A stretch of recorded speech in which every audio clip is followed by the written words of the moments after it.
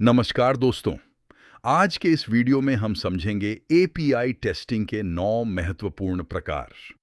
अगर आप QA tester, software tester, developer या ऑटोमेशन टेस्टिंग सीख रहे हैं, तो यह वीडियो आपके लिए बहुत उपयोगी होने वाला है। हम एक-एक करके समझेंगे। Smoke testing, functional testing, contract testing, integration testing, regression testing, load testing, stress testing, security testing और फज टेस्टिंग। तो चलिए शुरू करते हैं। सबसे पहले है smoke testing. API smoke testing में हम जल्दी से ये चेक करते हैं कि एपीआई के महत्वपूर्ण और मुख्य एंड पॉइंट्स सही तरीके से काम कर रहे हैं या नहीं। इसके लिए टेस्टर बेसिक एपीआई रिक्वेस्ट्स भेजता है और रिस्पॉन्स को चेक करता है। उदाहरण के लिए अगर एपीआई रिक्वेस्ट का रिस्पॉन्स 200 ओके आता है, तो इसका मतलब है कि एपीआई बेसिक लेवल पर अवेलेबल और वर्किंग है। दूसरे नंबर पर है फंक्शनल टेस्टिंग। इस टेस्टिंग में हम चेक करते हैं कि एपीआई वही काम कर रही है या नहीं जिसके लिए उसे बनाया गया है। उदाहरण के लिए अगर कोई एपीआई ऑर्डर क्रिएट करने के लिए है, तो हम चेक करेंगे कि ऑर्डर सही तरीके से क्रिएट हो रहा है या नहीं।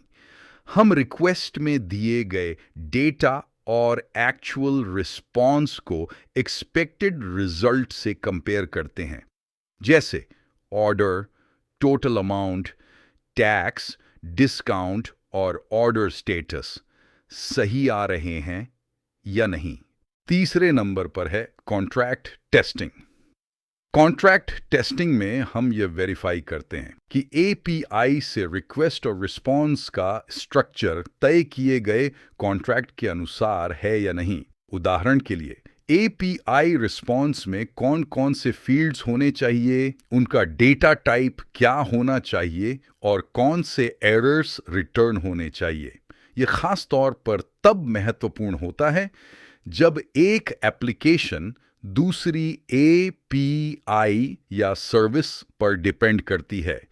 चौथे नंबर पर है इंटीग्रेशन टेस्टिंग। इंटीग्रेशन टेस्टिंग में हम चेक करते हैं कि अलग अलग एपीआईज एंड सर्विसेज आपस में सही तरीके से काम कर रही हैं या नहीं। उदाहरण के लिए एक ऑनलाइन शॉपिंग एप्लीकेशन में order API, inventory API, payment API और नोटिफिकेशन एपीआई एक दूसरे से जुड़े होते हैं। जब कस्टमर ऑर्डर करता है तो इन्वेंटरी अपडेट होनी चाहिए, पेमेंट प्रोसेस होना चाहिए और नोटिफिकेशन भी जाना चाहिए। 5वें नंबर पर है रिग्रेशन टेस्टिंग। जब एपीआई में कोई नया चेंज, फीचर या बग फिक्स किया जाता है, तब हम यह चेक करते हैं कि पुराने फीचर्स अभी भी सही तरीके से काम कर रहे हैं या नहीं।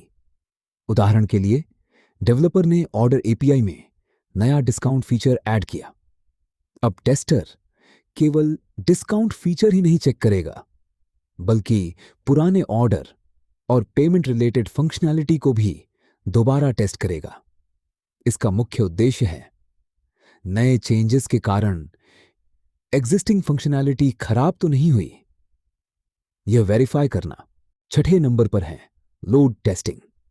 लोड टेस्टिंग में हम चेक करते हैं कि API expected number of users या रिक्वेस्ट के लोड को कितनी अच्छी तरह हैंडल कर सकती है।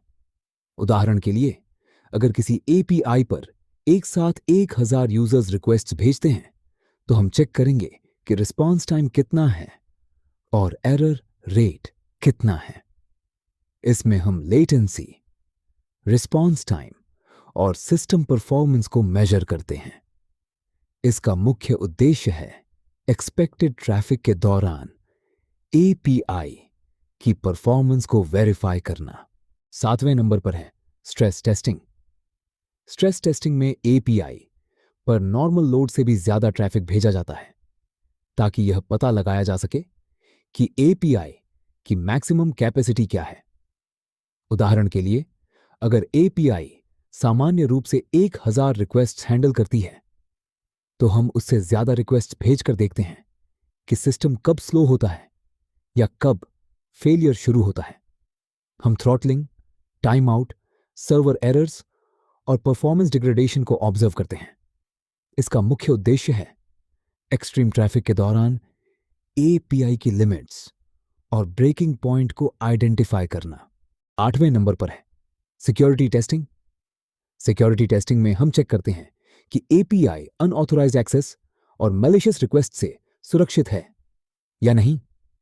इसमें ऑथेंटिकेशन, ऑथराइजेशन, एक्सेस कंट्रोल और इनपुट वैलिडेशन को टेस्ट किया जाता है। उदाहरण के लिए, अगर यूजर ए किसी दूसरे यूजर के प्राइवेट डेटा को एक्सेस करने की कोशिश करता है तो एपीआई को उसे एक्सेस नहीं देना चाहिए।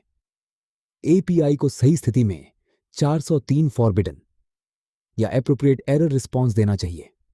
इसका मुख्य उद्देश्य है एपीआई और उसके डेटा को अनऑथराइज्ड एक्सेस और सिक्योरिटी थ्रेट्स से प्रोटेक्ट करना। 9वें और आखिरी नंबर पर है फर्स्ट टेस्टिंग।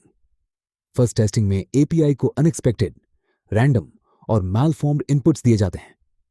उदाहरण के लिए, इनवैलिड जेसन, बहुत लंबे टेक्स्ट, अनयूजुअल कैरेक्टर्स, गलत डेटा टाइप्स या अनएक्सपेक्टेड क्वेरी पैरामीटर्स।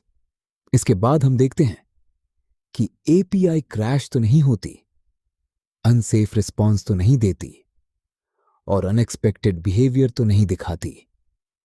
इसका मुख्य उद्देश्य है एपीआई के हिडन बग्स, क्रैशेस और अनएक्सपेक्टेड बिहेवियर को आइडेंटिफाई करना। तो दोस्तों, ये थे एपीआई टेस्टिंग के 9 महत्वपूर्ण टाइप्स। एक बार जल्दी से रिवाइज करते हैं। Number 1, smoke testing. API basic level पर वर्किंग है या नहीं। Number 2, functional testing. API expected functionality perform कर रही है या नहीं। नंबर 3, कॉन्ट्रैक्ट टेस्टिंग, रिक्वेस्ट और रिस्पॉन्स कॉन्ट्रैक्ट के अनुसार हैं या नहीं। Number 4, integration testing. Multiple APIs on services सही तरीके से इंटीग्रेट हैं या नहीं। Number 5, regression testing. New changes के बाद पुराने फीचर्स सही हैं या नहीं।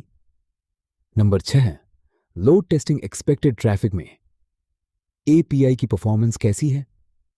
Number 7, stress testing. Extreme traffic में एपीआई की लिमिट्स क्या हैं। Number 8, security testing. API unauthorised access और सिक्योरिटी थ्रेट्स से सुरक्षित है या नहीं। Number 9, first testing. अनएक्सपेक्टेड और मैलफॉर्म्ड इनपुट्स पर एपीआई का बिहेवियर कैसा है।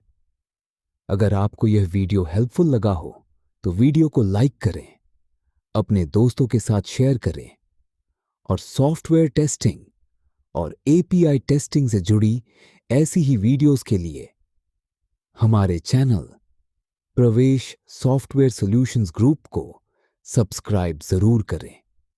धन्यवाद।